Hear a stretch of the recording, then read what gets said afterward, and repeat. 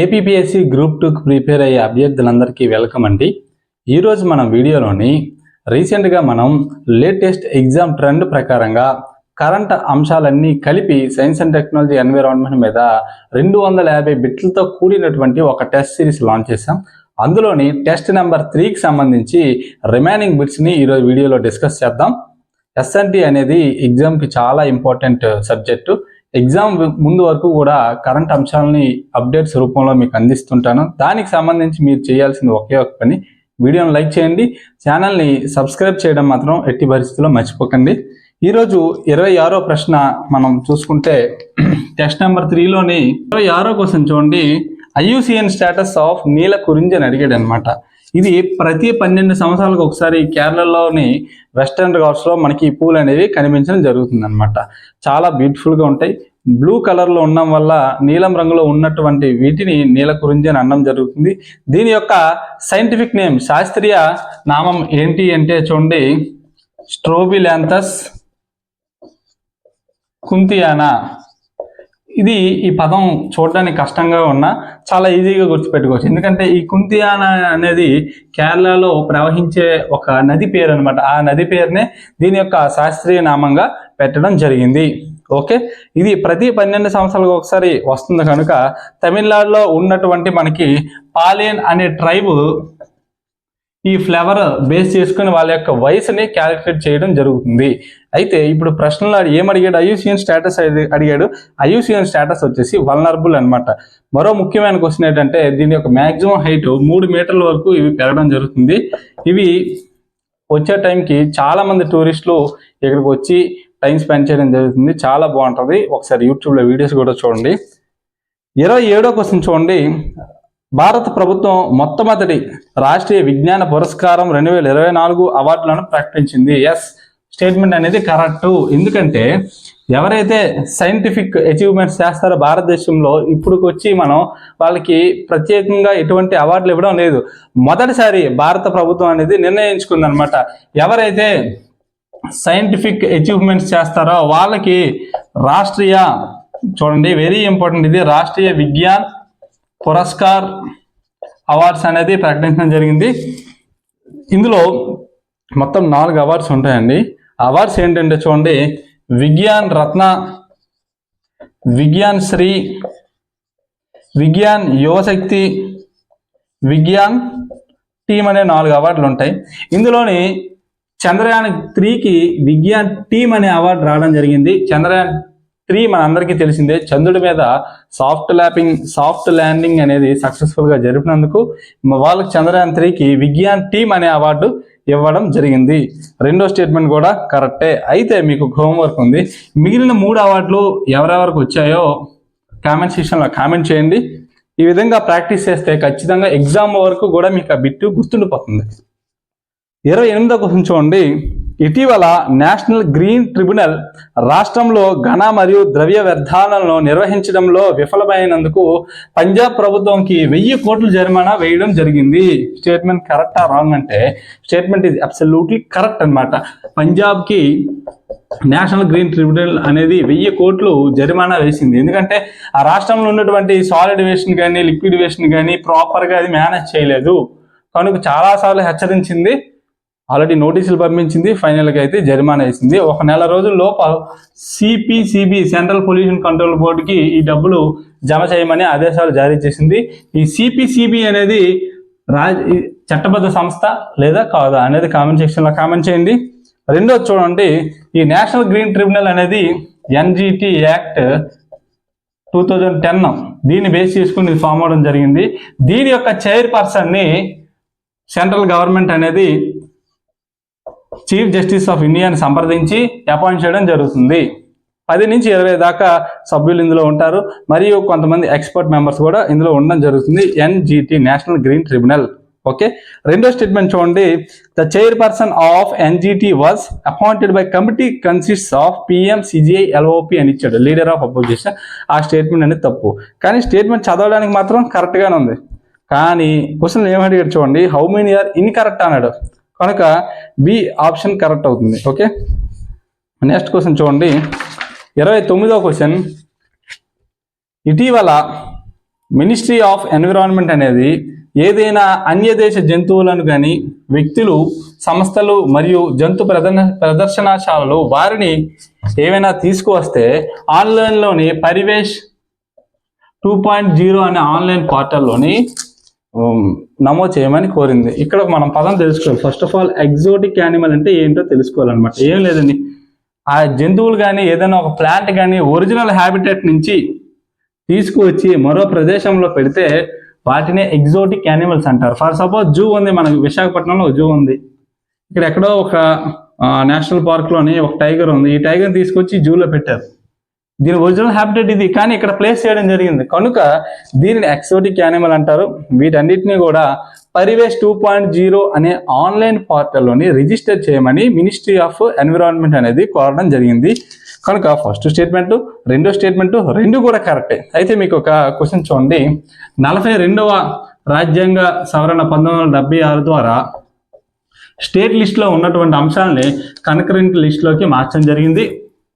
అందులోనే పర్యావరణానికి సంబంధించిన ఒక అంశాన్ని కూడా, ఒక 2 అంశాలను కూడా చేర్చారు కన్కరెంట్ లిస్టులో. అవేంటి అనేది కామెంట్ సెక్షన్లో కామెంట్ చేయండి.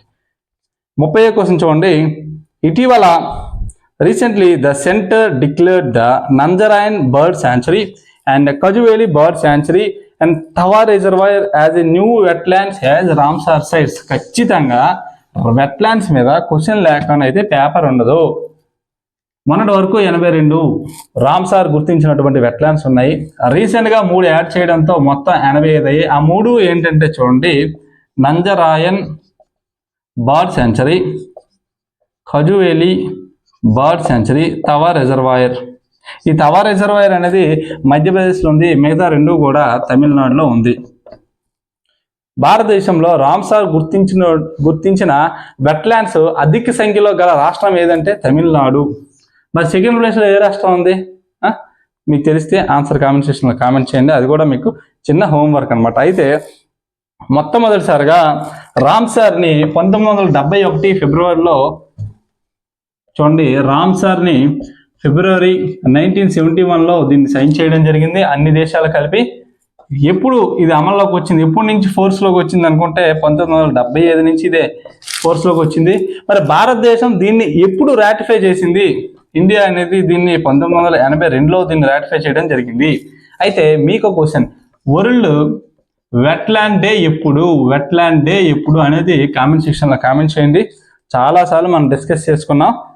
దాదాపు ఇప్పుడు వచ్చి మనం ఒక 100 బిట్లే డిస్కస్ చేసుకున్నాం. టెస్ట్ సిరీస్ సంబంధించి ప్లేలిస్ట్లో వీడియోస్ అన్నీ వరుసగా ఉన్నాయి, చూడండి. ఖాళీ ఉంటే చాలా ఇంపార్టెంట్, అది మీరు టైం కేటాయించి మరి చూడాల్సిందే. 31వ బిట్ చూడండి. Recently 10th edition of joint military exercise Mitra Shakti conducted between అన్నాడు అనమాట. చూడండి, క్వశ్చన్లో ఇచ్చేసాడు, ఇది 10వ ఎడిషన్ అని, జాయింట్ మిలిటరీ ఎక్సర్సైజ్ అని, దీని పేరు మిత్రశక్తి అని ఇచ్చాడు అనమాట. అయితే ఇది ఇండియాకి శ్రీలంకకి మనకి జరిగినటువంటి ఒక జాయింట్ మిలిటరీ ఎక్సర్సైజ్. ఇది ఇది ఎందుకు జరుపుతారు అది ఇక్కడ మనకి ఇంపార్టెంట్ అనమాట. సెమీ అర్బన్ ఏరియాస్లోని మరియు టెరైన్ రీజియన్లో, కొండ ప్రాంతాల్లోని టెర్రరిజాన్ని అరికట్టడానికి ఈ యొక్క విన్యాసాలు అనేది చేయడం జరుగుతుంది. బాగా గుర్తుపెట్టుకోండి, మిత్ర శక్తి ఇండియాకి శ్రీలంకకి జరిగినటువంటి ఒక జాయింట్ మిలిటరీ ఎక్సర్సైజ్. ఓకే, 32వ క్వశ్చన్ చూడండి. WHO అంటే world health organisation. World health organisation యొక్క హెడ్ క్వార్టర్ ఎక్కడ ఉంది? మీకు తెలిస్తే కామెంట్ సెక్షన్లో కామెంట్ చేయండి. రీసెంట్గా ఏం చేసింది WHO? ఎంపాక్స్ అనే ఒక డిసీజ్ని చూడండి, WHO ఎంపాక్స్ అనే ఒక డిసీజ్ని public health emergency of international కన్సర్న్గా డిక్లేర్ చేయడం జరిగింది. అంటే దీని మీద తగిన చర్యలు తీసుకోకపోతే COVID-19 ఏ విధంగా ప్రపంచం మొత్తం సోకిందో అదేవిధంగా దీని యొక్క ప్రభావం చూపే అవకాశాలు ఉన్నాయి. అందుకే దీన్ని పబ్లిక్ హెల్త్ ఎమర్జెన్సీగా ప్రకటించడం జరిగింది. ఇక్కడ బిట్ కూడా ఇలా కూడా ఇవ్వచ్చు. రీసెంట్గా ఎంపాక్స్ని పబ్లిక్ హెల్త్ ఎమర్జెన్సీగా ఏ సంస్థ ప్రకటించిందంటే WHO. ఓకే, 2024 ఇది ఇప్పుడు ఒకసారి ప్రకటించింది. 2022లో కూడా దీనికి సంబంధించి ఇదే విధంగా హెల్త్ ఎమర్జెన్సీని ప్రకటించడం జరిగింది. దీని యొక్క ఫుల్ నేమ్ మనకి మంకీ పాక్స్ అనమాట. అంటే మంకీ, కానీ ఈ విధంగా పెట్టడం వల్ల కోతుల పట్ల, మంకీస్ పట్ల ఒక ఒక రకమైన స్టిగ్మా వాళ్ళ మీద ఏర్పడుతుందని వివక్షగా అందరూ చూస్తున్నారని చెప్పి దాన్ని మంకీ పాక్స్ నుంచి ఎంపాక్స్గా మార్చడం జరిగింది. Very important. ఆల్రెడీ ఈ డిసీజ్ వచ్చిన పర్సన్కి ఫిజికల్ కాంటాక్ట్ అయితే అది మనకు కూడా వ్యాప్తి చెందే అవకాశాలు ఉన్నాయి. ఫస్ట్ స్టేట్మెంట్ ఏమి ఇచ్చాడు కరెక్ట్. రెండో స్టేట్మెంట్ ఏంటి ఇచ్చాడు, it is A bacterial infection అంటాడు. కానీ బ్యాక్టీరియా కాదండి, ఇది ఒక వైరల్ ఇన్ఫెక్షన్. గుర్తుపెట్టుకోండి, it is A viral infection. రెండో స్టేట్మెంట్ అనేది తప్పు. ఇలాంటి ప్రశ్నలు అడిగేటప్పుడు చాలా జాగ్రత్తగా చూడాలి. 33వ క్వశ్చన్ చూడండి. నాకు తెలిసి 33వ క్వశ్చన్ ఖచ్చితంగా రేపు ఎగ్జామ్లో ఇది ఉంటుంది. కావాలంటే మీరు చూడండి. Recently which became the first state in the country to assign, తెలుగులో కూడా చెప్తాను, to assign monetary values to it's natural resources. ఇటీవల తన సహజ వనరులకు ద్రవ్య విలువలను కేటాయించిన మొట్టమొదటి రాష్ట్రంగా ఏది అని ఇచ్చాడు అనమాట. చూడండి, గ్రాస్ ఎన్విరాన్మెంట్ ప్రొడక్ట్ అనమాట. మనందరికీ జీడిపి తెలుసు, వస్తు సేవల యొక్క విలువను లెక్కించేది జీడిపి. అదేవిధంగా రాష్ట్రంలో ఉన్నటువంటి ఎయిర్, వాటర్, ఫారెస్ట్, సాయిల్ వీటికి ఒక విలువ ఇచ్చి అన్ని క్యాలిక్యులేట్ చేయడమే గ్రాస్ ఎన్విరాన్మెంట్ ప్రొడక్ట్ అంటారు. ఈ విధంగా చేసినటువంటి మొట్టమొదటి రాష్ట్రం ఏంటి సార్, ఏంటి మేడం ఆన్సర్? ఒకసారి ఆప్షన్స్ చూడండి. మొదటి option Uttarakhand. Very very very important. రీసెంట్గా యూనిఫామ్ సివిల్ కోడ్ని అమలు పరిచినటువంటి రాష్ట్రం ఏది? కామెంట్ సెక్షన్లో కామెంట్ చేయండి. 34వ చూడండి, డినైల్ ఆఫ్ సర్వీస్. ఈ మధ్యలో వార్తల్లో ఉంది, అదేంటని ఇచ్చాడు. మనకి టెస్లా కంపెనీ యొక్క అధినేత ఎలాన్ మస్క్ అందరికీ తెలిసిందే. ట్విట్టర్ వేదికగా డొనాల్డ్ ట్రంప్తో ఇంటర్వ్యూ చేస్తుంటే ఒక సైబర్ అటాక్ అనేది వాళ్ళ యొక్క సిస్టమ్స్ మీద చేయడం జరిగింది. ఆ సైబర్ అటాక్ పేరే డినైల్ ఆఫ్ సర్వీస్. ఆ పేరు వినగానే నాకు తెలిసి ఇది ఒక ఆన్లైన్ కంప్లైంట్ మెకానిజం అనుకుంటారు. కాదండి, it is a cyber attack. 35వ క్వశ్చన్ చూడండి. 35వ క్వశ్చన్ ఖచ్చితంగా టెస్ట్ రాసిన అభ్యర్థులందరూ తప్పు పెట్టారని నేను అనుకుంటున్నాను. చాలా జాగ్రత్తగా ఆన్సర్ చేస్తాం, చేయగలం. రీసెంట్లీ ఏమి ఇచ్చాడు? First statement, recently a child from Kerala was డయాగ్నైజ్డ్ with vaccine derived polio అని ఇచ్చాడు. యాక్చువల్లీ మొత్తం కరెక్ట్. ఆ స్టేట్మెంట్లో ఒక దగ్గర తప్పు ఉంది. రీసెంట్గా ఒక చిన్న పిల్లవాడికి వ్యాక్సిన్ డిరైవ్డ్ పోలియో అనేది రావడం జరిగిందనమాట. ఎప్పుడైనా మన వార్తల్లో ఏదైనా కొత్త వ్యాధి కనిపిస్తే అది మ్యాక్సిమం కేరళ రాష్ట్రం నుంచే మనకి వినిపిస్తుంది. అదేవిధంగా ఈ స్టేట్మెంట్ కూడా కేరళ క్వశ్చన్లో ఉంది కాబట్టి కరెక్ట్ అని పెడతాం, కానీ కేరళ అనేది కరెక్ట్ కాదు. మేఘాలయలోని ఒక చిన్న పిల్లవాడికి వ్యాక్సిన్ డిరైవ్డ్ పోలియో అనేది రావడం జరిగింది. ఏంటి వ్యాక్సిన్ డిరైవ్డ్ పోలియో అంటే, వ్యాక్సిన్ ద్వారా అతనికి పోలియో వస్తుంది. జనరల్గా పోలియో రాకుండా చిన్నపిల్లలందరికీ వ్యాక్సిన్ ఇవ్వడం జరుగుతుంది. ఓకే, ఆ వ్యాక్సిన్లో ఏముంటుందంటే పోలియో అనేది చూడండి, పోలియోకి సంబంధించిన ఒక వైరస్ ఉంటుంది. ఈ వైరస్ ద్వారా మనకి పోలియో అనే డిసీజ్ రావడం జరుగుతుంది. ఓకే, ఆ వైరస్ని చాలా వీక్ ఫామ్లో చేస్తారనమాట. అంటే దానికి శక్తి ఉండదు. ఒకవేళ మన బాడీలో ప్రవేశించినప్పటికీ మన బాడీని అది అటాక్ చేయలేదు. అటువంటి వీకెస్ట్ ఫామ్లో ఉన్నటువంటి వైరస్ తీసుకొచ్చి వ్యాక్సిన్ రూపంలో తయారు చేసి హ్యూమన్ బాడీలోకి ఇంజెక్ట్ చేయడం జరుగుతుంది.